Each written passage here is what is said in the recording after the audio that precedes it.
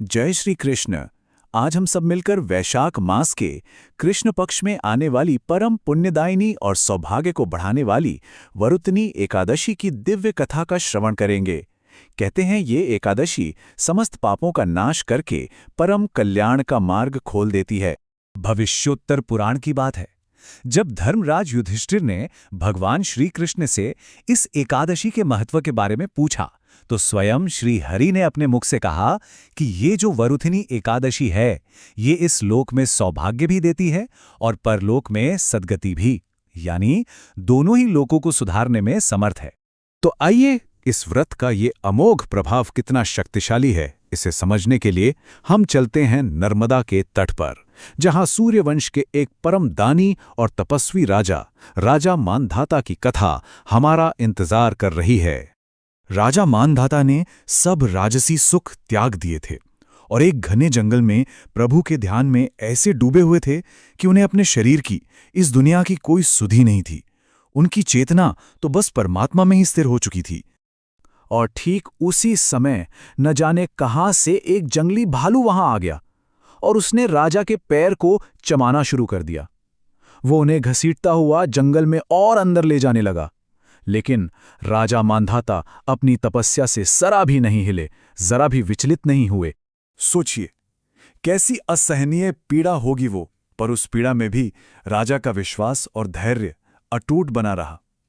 उन्होंने न क्रोध किया, न भयभीत हुए, बस अपने आराध्य भगवान विष्णु का स्मरण किया और बड़े करुण भाव से अपनी रक्षा के लिए प्रार्थना की। और भक्त की पुकार सुनकर भगवान नारायण को तो आना ही था, वे तुरंत वहां प्रकट हो गए। भगवान ने अपने सुदर्शन चक्र के एक ही वार से उस भालू का अंत कर दिया। पर जब राजा ने अपने लहूलुहान अंग भंग पैर को देखा तो वो बहुत दुखी हुए। तब भगवान ने उन्हें दिलासा देते हुए समझाया कि हे वत्स, दुखी मत हो, ये तुम्हारे ही किसी पिछले जन्म के कर्म का फल था, जिसका क्षय होना लिखा था। और इस भयानक कष्ट से मुक्ति का उपाय बताते हुए भगवान ने राजा को आदेश दिया कि तुम मथुरा की पवित्र भूमि पर जाओ और वहां वरुथनी एकादशी का व्रत करो और मेरे वराह अवतार का पूजन करो। भगवान ने ये विश्वास भी दिलाया कि इस व्रत के पुण्य से तुम्हारा शरीर फिर से पहले जैसा हो जाएगा। प्रभु की आज्ञा को सिर पर धारण कर राजा मानधाता मथुरा पहुंचे और पूरी श्रद्धा और विधि विधान से वरुथिनी एकादशी का व्रत किया। और उस व्रत का दिव्य प्रभाव देखिए, राजा का शरीर बहुत ही जल्द पूरी तरह से स्वस्थ और सुंदर हो गया, मानो उन्हें कभी कोई कष्ट हुआ ही ना हो। बिल्कुल इसी तरह एक और कथा है राजा धुंधुमार की, जो हमें ये बताती है कि ये व्रत सिर्फ शारीरिक कष्ट ही नहीं, बल्कि श्राप से पैदा हुए असाध्य रोगों को भी शांत कर सकता है। बहुत समय पहले इक्ष्वाकु वंश में एक राजा थे धुंधुमार, जिन्हें भगवान शिव के श्राप के कारण कुष्ठ रोग हो गया था। उस रोग से उनका शरीर गलने लगा था और वो बड़ी पीड़ा और निराशा में जंगलों में भटकने के लिए मजबूर हो गए थे। इसी भटकती हुई हालत में उनकी भेंट कुछ बहुत ही दयालु ऋषियों से हुई। ऋषियों ने जब राजा के दुख का कारण जाना तो उन्हें इस श्राप से मुक्ति के लिए पूरी निष्ठा और भक्ति के साथ वरुधिनी एकादशी का व्रत करने का मार्ग दिखाया।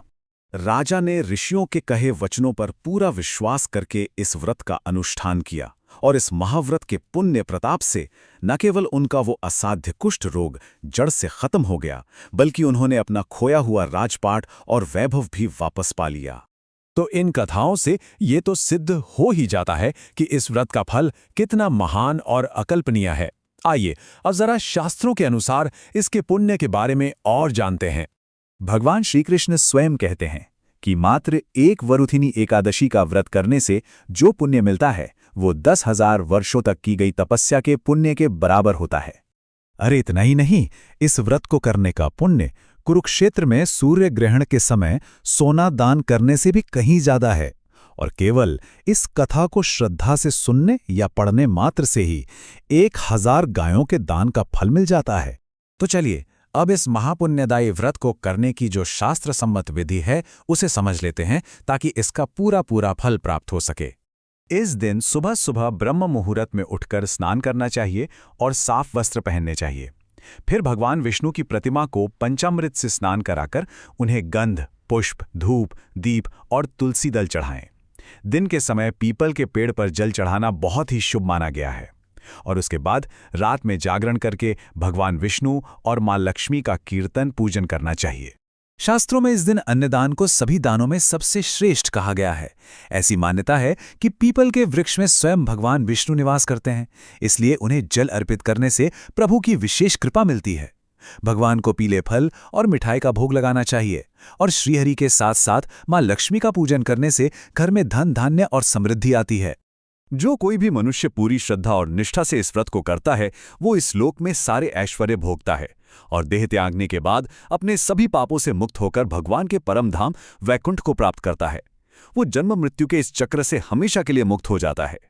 राजा मांधाता और राजा धुंधुमार की ये कथाएं हमें यही तो सिखाती हैं कि यदि भक्ति सच्ची हो और विश्वास अटूट हो तो फिर इस संसार में कुछ भी असंभव नहीं है। भगवान अपने भक्त की हर पुकार सुनते हैं। जय श्री कृष्ण।